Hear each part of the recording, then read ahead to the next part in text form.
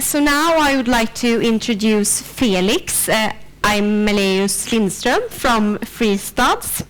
Felix has studied at the KTH Royal Institute of Technology as well as the Swedish School of Textiles, and since 2017 he is responsible for materials at Fjällräven. And for those of you who do not know Fjällräven, it is a Swedish outdoor brand that was established in 1960, with the very first product launch being the now very famous backpack. So by that I introduce Felix. Welcome. Do you hear me? No, it's not on. Okay. Perhaps now it's working? No? Yes, now it should be working. Yeah. It's green. Try to. Hello? Now it's working? Or? Yeah, now I hear it's working. Yeah, I'm Felix, with a long family name. That's how I'm usually known, but Lindström works fine. As Swedish, easier. Yeah, I'm material responsible at Fjällräven, meaning I'm working a lot with the things we've been hearing about, the chemical questions when it comes to our products and the quality-related questions in materials. I'm going to talk a little bit on our PFC work, or PFAS, or yeah, call it what you want. Phasing out the PFCs, the fluorinated substances. But to start with, for those of you that doesn't know Fjällräven, were founded in the 1960s by this gentleman, Åke Nordin from Övik, northern part of Sweden.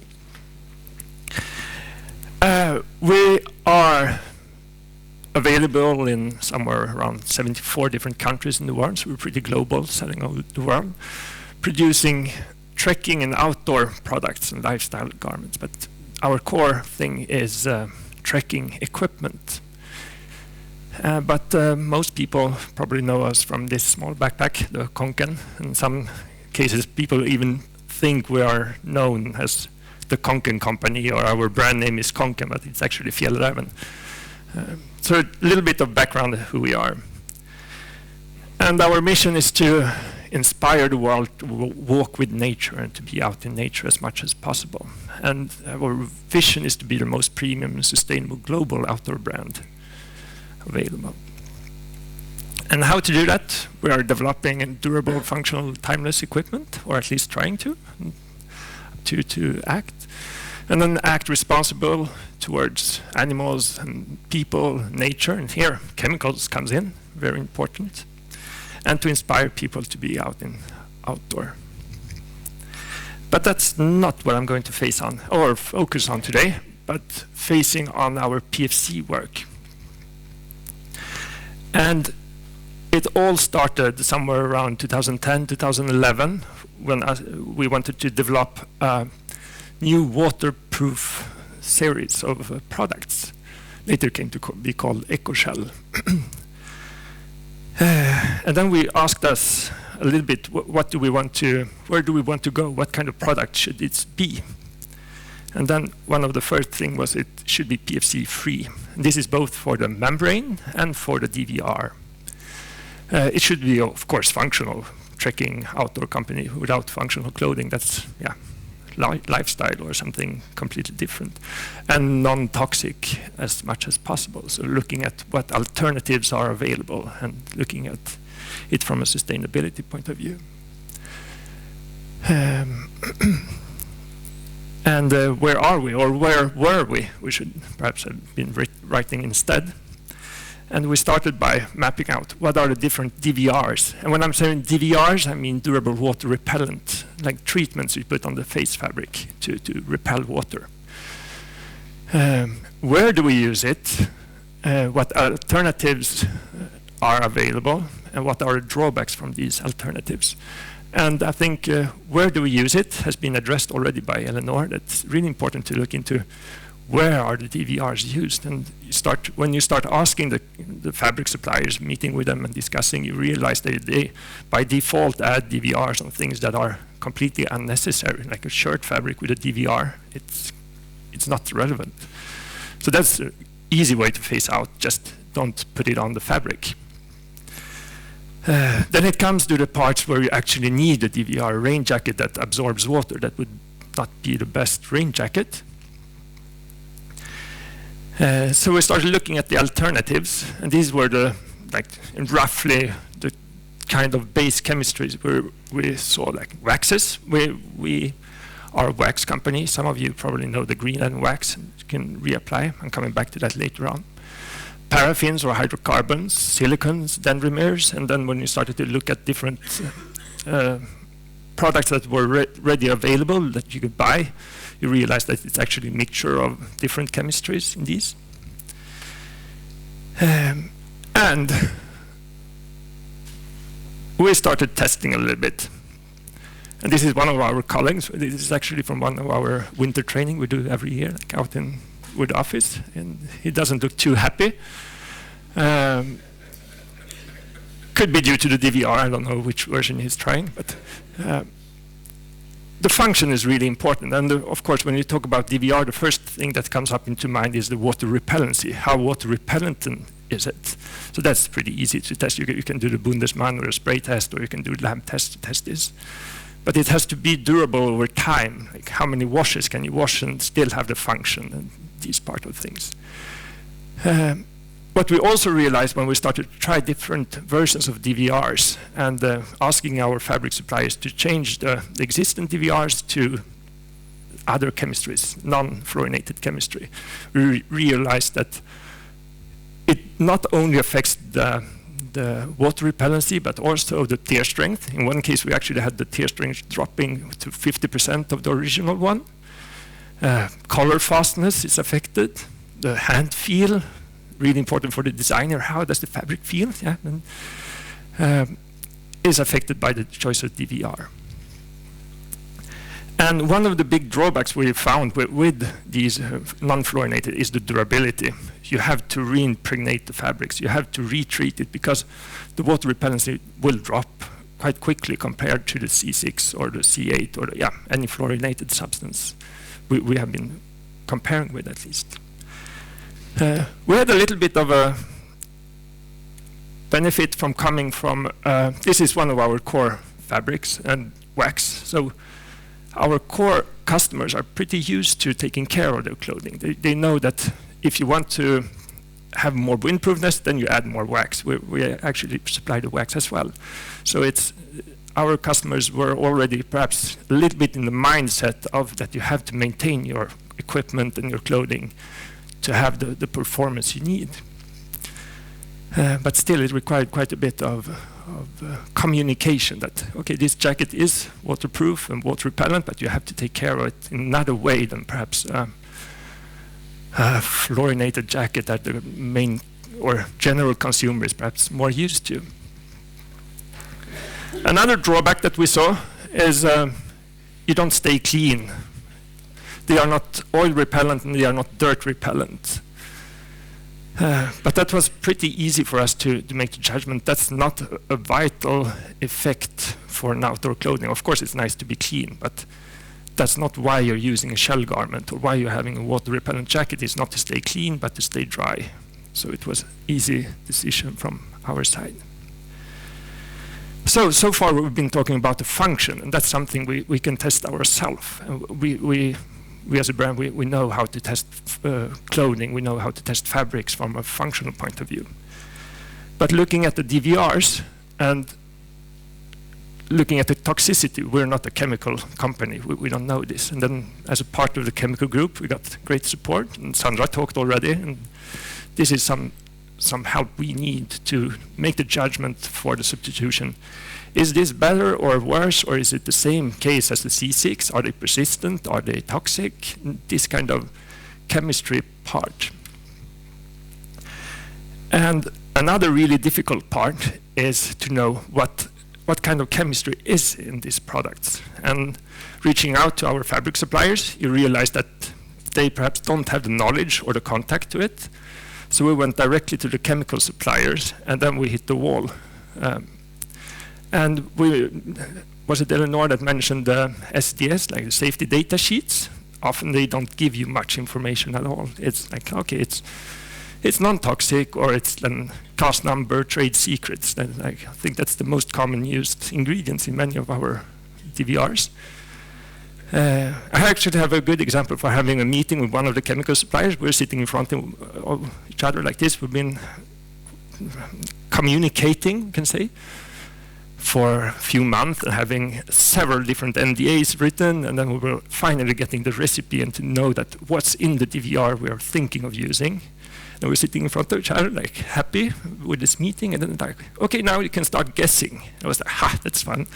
And it was kind of fun until we reached the point I saw that was not a joke. That was the whole idea with the meeting, was that I should sit there and guess what was the ingredients in the substances. We didn't go that way. We don't work with that supplier. But this is something where we realize very often when you try to get the information, because in the end, we are selling a product and it's hitting the market, and we get questions about, but what chemicals are you using? It's not what chemicals are you not using. It's the customers want to know what's in it, and this is the difficult part for us when we don't get the information from the chemical suppliers. Luckily, there are some chemical suppliers that are much more open, that actually tell what's in it, and we can have a really good dialogue, and they are asking us what are you looking for in the future, and these kind of things, which is really, really good. But it's a pretty locked down industry, if you ask us. Another small difficult thing is these are the countries where we produce. It's like in total our production countries, so it's not all fabric suppliers. When it comes to fabric, it's mainly Japan, Korea, Taiwan, and some of the European countries. And they are the ones that would be the ones handling the DVRs. And then when you start to, this is good chemistry, this we want to use, then you realize that, okay, they don't have the permit to export it to this country or that country, and then all of a sudden you have to find alternatives that are working in those countries. And that's one part, because also the DVRs, they need to be functional in different kind of fibers, different kind of dye stuff, all the different parameters will affect the performance of the DVR in the end, and also the knowledge of the the fabric supplier. What substances are they used to handle, and do they know how to process the non-fluorinated DVR in their process, or do they have to change some parameters? And so it becomes very complex in the end.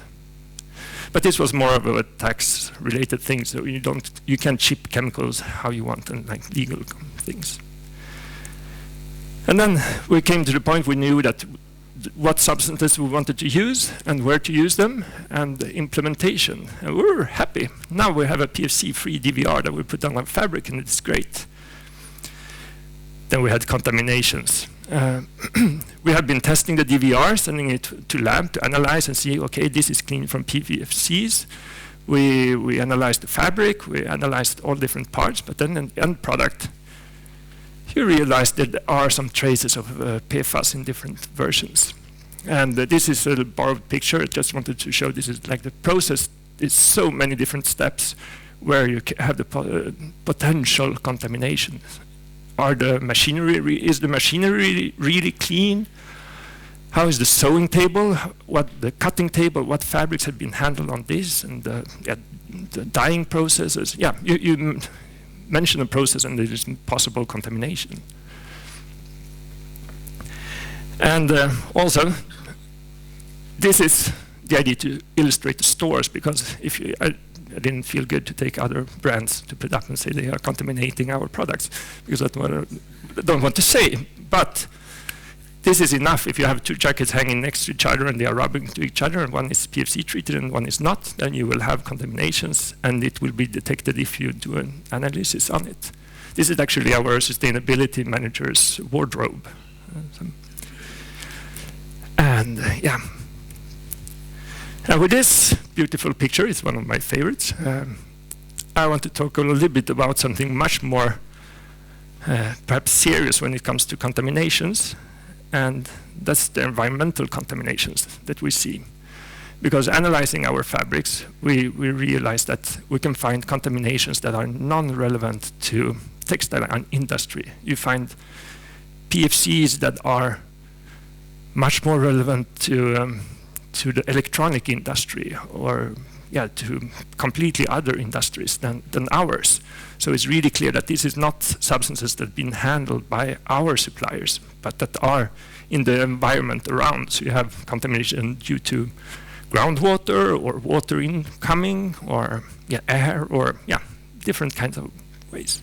But this is something we can see in our fabrics from time to time, that, okay, something that's happened in the surroundings of the factory.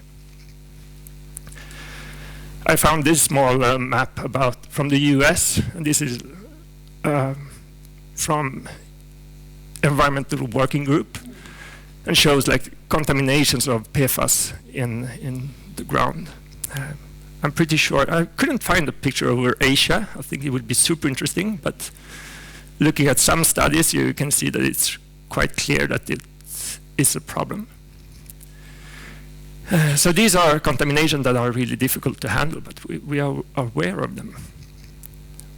And this is also a little bit when we're meeting, but what I want to say with this is not only the textile industry that needs to switch, but all industries using the PFAS if we want to get rid of these contaminations. And talking to some of the fabric suppliers, you realize that even the textile industry is not really always going for the PFC alternative. We have some suppliers even saying that other customers that they've been working with that has been PFC free are now switching back to PFAS because of the durability, and they don't know how to communicate to their customers that they have to take care of the products in another way, and why their products in one way perhaps is less performant than it has been before. So I think it's for everyone that has to change their mindset about what function do you really need in an outerwear or products in general. Of course, there will be product that really needs to be as waterproof or as water repellent it can be, or as dirt repellent that it can be, but perhaps not our business, who knows. And today we're spending most of our time in nature, not doing much. Or then we're looking for alternatives, and we're keeping our eyes on what are the different kinds of substances coming up, and what kind of DVR treatment could potentially be used instead. And we're also spending quite a bit of time on communicating that you have to take care of your products, both from a life length point of view, that you have to take care of the products to keep a long lifetime of it, but also to keep the function in it. And this is a difficult part, because consumers, they want to be waterproof, put on the jacket when it's raining and it's gone good, and then suddenly they take it off and then they put it on again and it's dry. But you have to take care of it over time to make it work. We're actually educating store staff to be able to talk more about how to take care of the products and how the problems with the PFCs.